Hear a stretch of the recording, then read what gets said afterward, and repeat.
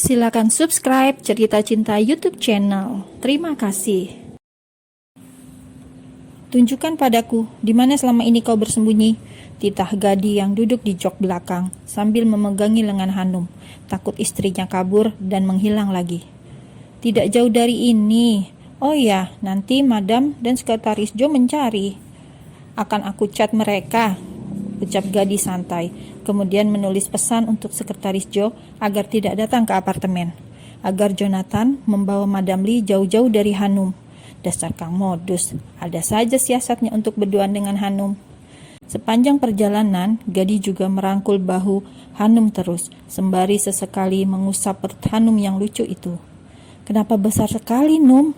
Gadi baru sadar, perut Hanum jika dihitung dari lama mereka menikah, maka perutnya terlalu besar. Nanti kamu tahu sendiri alasannya. Mungkin juga karena Madam Lee selalu mau membelikanku nasi biryani, canda Hanum. Dahi Gadi mengkerut, tapi tidak masalah. Yang penting sekarang ia bersama Hanum, wanita yang sudah membuatnya resah setiap malam. Apartemen. Tidak terasa mereka sudah tiba di mana Hanum selama ini tinggal.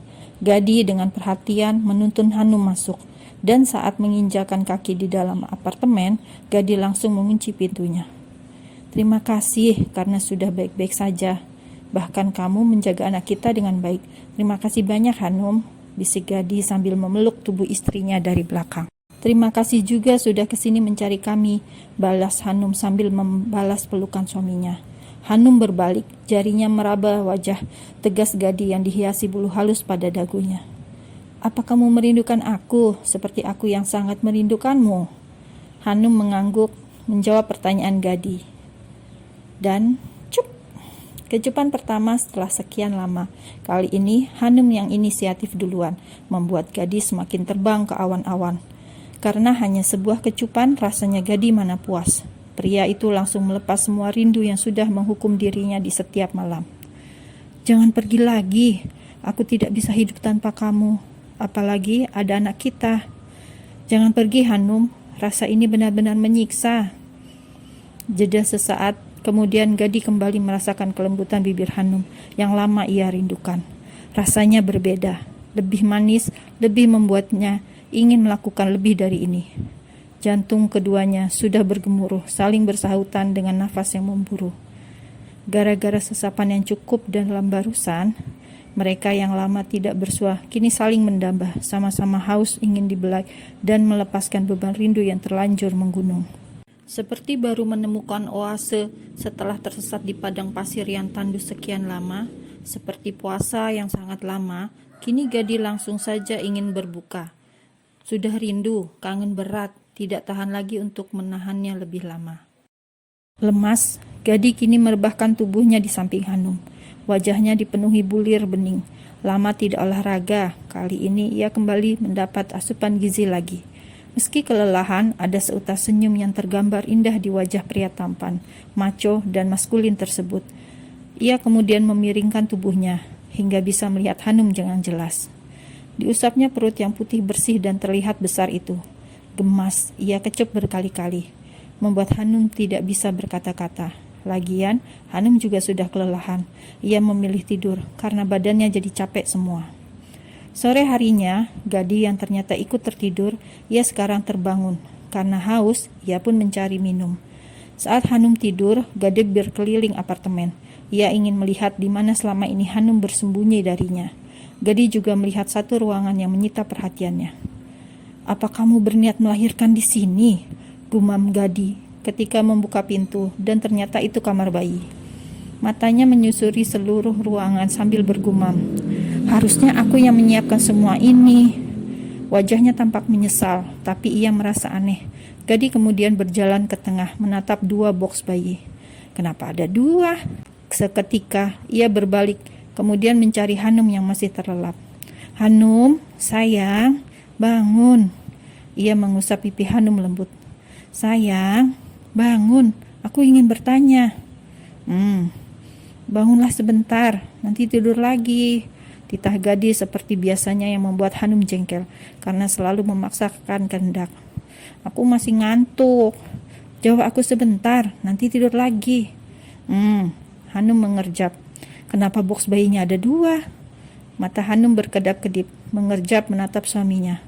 Oh, iya 2. Buk. Hanum kembali merebahkan tubuhnya, sedangkan Gaddi, ia diam, tidak berkutik. Widdy Hill Atlanta Hospital. Gaddi yang baru mengetahui bahwa ia akan memiliki bayi kembar, malam itu juga ia membawa Hanum ke rumah sakit. Meskipun semula Hanum menolak, lebih baik besok pagi. Tapi Gaddi tidak sabar. Ia ingin melihat calon bayinya secara langsung lewat pemeriksaan USG 4D. Karena pria itu memaksa, sangat memaksa sekali, akhirnya mereka berempat sekarang berada di sebuah rumah sakit terbaik di kota itu. Bagaimana bayi-bayi saya, Dok? Ucap Gaddi dengan menggunakan bahasa setempat. Sosok berjas putih dengan stetoskop di lehernya itu kemudian tersenyum ramah pada Gaddi. Ia mengucapkan selamat dan janin-janin dalam rahim Hanum sangat sehat. Gaddi kemudian menatap layar. Dilihatnya calon bayi-bayi mungil itu bergerak-gerak. Hanum, baby kita sayang.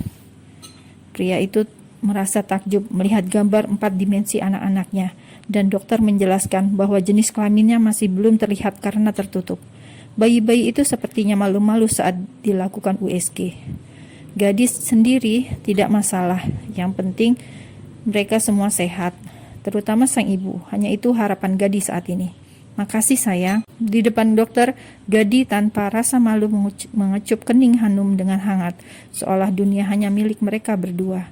Saat pemeriksaan selesai, Gaddi mendekati dokter. Dok, apa tidak masalah jika kami melakukan HB? Tanya Gaddi dengan wajah tidak enak. Tapi ia harus bertanya, karena malu bertanya akan sesat di jalan. Dokter mengangguk dan mengatakan tidak apa-apa. Malah, kalau usia kehamilan sudah masuk trimester akhir, lebih sering lebih bagus. Tapi, tetap harus hati-hati. Bibir Gaddi langsung merekah, setidaknya ia bisa buka kapan saja. Tidak perlu khawatir nanti janin dalam rahim Hanum kenapa-napa. Thank you, Doc. Thank you very much. Melihat tingkah suaminya, Hanum hanya bisa menahan malu. Pipinya merona karena ulah Gaddi. Selesai dari rumah sakit, mereka langsung balik ke apartemen. Sudah malam, Gaddi tidak mau Hanum kecapean dan masuk angin. Sepanjang malam, pria itu tidak tidur, menjaga Hanum yang terlelap. Mungkin Gaddi juga tidak bisa tidur karena masih tidak mengira ini benar-benar hadiah paling manis yang pernah ia miliki di dunia ini. Lebih berharga dari apapun. Dilihatnya jam dinding, sudah sangat larut. Tapi kalau di Indonesia, mungkin masih sore hari. Gaddi lantas menghubungi sang kakek. Halo? Maaf kek, baru bisa menghubungi kakek, sapa Gaddi di telepon. Terdengar kakek Mahindra mendesis. Kalau sudah dengan Hanum, kau melupakan orang rumah, sindir kakek Mahindra. Bukan itu kek masalahnya. Kami tadi ke rumah sakit dan kakek kejam sekali. Kenapa tidak bilang Hanum sedang hamil? Suara Gaddi mulai naik 1 oktav. Jika kakek memberitahu sejak awal tentang kehamilan Hanum, kau pasti tidak fokus dengan perusahaan, sindir kakek Mahindra sekali lagi. Gaddi hanya menggaruk tengkuk lehernya yang tidak gatal. Benar apa kata kakeknya itu. Kalau tahu Hanum hamil, pasti lautan pun ia seberangi. Gunung ia daki, rawa ia selami, semua negara ia datangi. Pret. Tapi, sudahlah. Gaddi tetap mau protes. Tapi saat melihat wajah damai Hanum saat tidur, hatinya pun damai. Satu pesan kakek, jangan bawa pulang Hanum, tunggu sampai bayi itu lahir. Kakek Mahindra sepertinya harus waspada. Cukup kematian Prakas menjadi pembelajaran baginya.